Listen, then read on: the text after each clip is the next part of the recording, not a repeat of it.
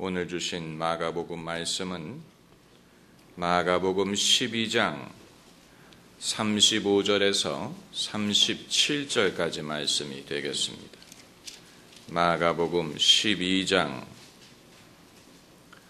35절에서 37절까지 함께 읽겠습니다. 예수께서 성전에서 가르치실 때 대답하여 가라사대 어찌하여 서기관들 그리스도를 다윗의 자손이라 하느뇨? 다윗이 성령에 감동하여 친히 말하되 주께서 내 주께 이르시되 내가 내 원수를 내 발 아래 둘 때까지 내 우편에 앉았으라 하셨도다 하였느니라. 다윗이 그리스도를 주라 하였은즉 어찌 백성이 즐겁게 듣더라. 아멘. 오늘 본문의 말씀은 신학적인 성격을 띠고 있는 말씀입니다. 사람이 서울에서 부산을 간다고 할 때 이미 부산에 도착한 사람에게는 어떻게 부산까지 왔는지를 아는 것은 알아도 그만, 몰라도 그만입니다. 그건 그렇게 중요하지 않습니다. 왜냐하면 이미 도착을 했기 때문에 어떻게 도착했는지를 기억하지 못한다고 해서 부산에 도착하지 않은 건 아닙니다. 하지만 아직 오고 있는 사람에게는 그 사람에게 길을 안내를 해야 된다면 내가 부산까지 오는 동안에 졸고 있었기 때문에 나는 기억을 못한다면 오는 사람을 도와줄 수는 없을 것입니다. 만일 오는 사람이 전화를 걸어서 내가 지금 가는 중인데 길을 잃어버렸다. 어떻게 가야 되느냐라고 묻는다면 나도 오다가 졸아서 나도 잘 모르겠는데 잠깐만 기다려보라고 운전한 사람을 내가 바꿔주겠다. 이것도 한두 번이지 매번 내가 거기 어떻게 갑니까? 내가 어디로 가야 됩니까? 라고 묻는 사람에게 나도 오다가 졸아서 모르겠으니까 내가 아는 사람 바꿔주겠다. 이거 매번 이렇게 할 수 있는 것이 아니지요. 그렇기 때문에 내가 여기에 오긴 왔는데 어떻게 왔는지를 아는 것, 그게 중요한 것입니다. 신앙에도 마찬가지. 우리가 예수 그리스도를 이미 하나님의 아들이요 우리의 주님이라고 믿지만 이 믿음에 어떻게 이르렀는지를 아는 것도 중요하다는 얘기입니다. 내가 이 믿음에 어떻게 이르렀는지를 모른다고 해서 내 믿음이 무효가 되는 건 아니에요. 가로 가든 뭐로 가든 믿음에 도달하는 것이 중요하지요. 믿음이 우리를 구원하는 것이기 때문에 믿음에 도달하는 것이 중요합니다. 그러나 이 믿음에 어떻게 도달했는지를 알면 아직 믿음을 갖지 못하고 그러나 믿음에 대해서 알고 싶어하고 또 믿고 싶어하는 사람을 내가 도와줄 수가 있는 것입니다. 만일 내 자신이 어떻게 이 믿음에 이르렀는지를 알 수 없고 설명할 수 없는 사람이라면 남을 어떻게 도울 수가 있겠습니까? 그리고 나중에는 자기 자신의 믿음에 대해서도 의문을 가질 수가 있습니다. 내가 과연 믿을 만한 충분한 이유가 있어서 믿은 것인가?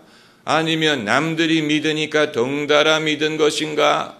내가 모태신앙이라서 어렸을 때부터 당연히 교회를 다녀야 되는 줄로 알고 한 번도 의심하지 않고 다녔는데 과연 내가 옳은 선택을 한 것인가? 결국은 자기가 왜 이 믿음에 도달했는지를 충분히 알지 못하는 사람은 자기의 믿음 자체에 대해서도 의문을 갖기 시작하면 그것을 감당할 수가 없는 자기가 감당할 수 없는 그런 상황이 될 수도 있습니다. 신학을 공부한다는 것은 그러므로 신학을 공부한다고 해서 사람이 믿음을 갖게 되는 건 아니지만 믿음을 이미 전제하는 것입니다. 이미 믿는다고 전제하고 다만 그 믿음의 정당성을 확인하고 그리고 그 믿음에 도달하는 길을 더 잘 닦아서 이후의 사람들이 더 쉽게 그 믿음에 도달할 수 있도록 도와주기 위한 것입니다. 길을 잘 닦는 것이 중요합니다. 콜럼버스가 신대륙에 가는 백길을 처음 개척했습니다. 그 이전에는 아무도 배를 타고 신대륙에 간 사람이 없었습니다. 그렇기 때문에 콜럼버스는 남들이 간 길을 가는 게 아니고 한 번도 가본 적이 없는 길을 자기가 스스로 자기의 신념을 쫓아서 개척을 해야 될 필요가 있었지만 일단 대서양 항해 항로가 개척이 되고 나니까 그 이후에 얼마나 많은 사람들이 대서양을 대륙간을 왔다 갔다 할 수 있었습니까? 그러므로 신약 성경을 기록한 사람들은 새로운 항로를 개척한 사람들과 같습니다. 만약에 신약 성경을 기록하지 않았더라도 예수님 믿는 사람들은 여전히 많이 생겼을 것입니다. 여전히 사람들이 예수님을 믿었을 것입니다. 그러나 신약 성경을 기록함으로써 이후에 예수님을 한 번도 만나본 적이 없는 사람, 사도들의 증언을 한 번도 직접 들어본 적이 없는 사람, 또 초대 그리스도인들을 한 번도 만나본 적이 없는 먼 곳에 먼 훗날 사는 사람들도 이 신약 성경의 기록을 통하여 얼마든지 예수 그리스도가 누구신지를 알고 예수님을 믿어서 우리가 어떻게 구원을 받는지를 알 수 있는 길을 닦은 것입니다. 이만큼 말씀이라는 것과 가르침이라는 것과 또 올바른 신학이라는 것은 중요한 것입니다.